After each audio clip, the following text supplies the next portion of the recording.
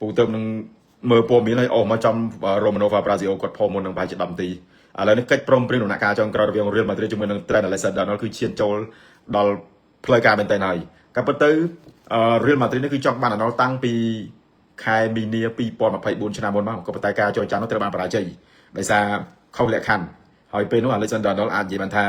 មិនទាន់អស់ចិត្តជាមួយនឹងហង្សក្រហម Liverpool ក៏ប៉ុន្តែពេលនេះថ្ងៃនេះ Trent ខ្សែការពារស្លាប់ស្ដាំរបស់ Liverpool របស់សញ្ជាតិអង់គ្លេស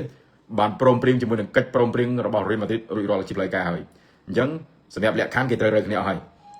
contract ហ្នឹងគឺត្រូវបានព្រមព្រៀងគឺនៅតែថ្ងៃធ្វើតេស្ត medical បង្ហាញខ្លួនជាមួយអ្នកគ្រប់គ្រងនៅ Madrid តែប៉ុណ្្នឹងឯងអញ្ចឹងមកន័យថាការផ្ទេរនេះគឺ Arnold យល់ព្រមពូសប្បាយចិត្តនិយាយមែនតើទៅពួកស្របពេលដែល Real Madrid កំពុងតែត្រូវការខ្សែការពារដែលមានគុណភាពដើម្បីយកមកចំនួន Dani Carvajal ដែលគាត់កំពុងរបួសមិនទាន់ព្យាបាលជាអញ្ចឹងអាចនិយាយបានថានេះគឺជា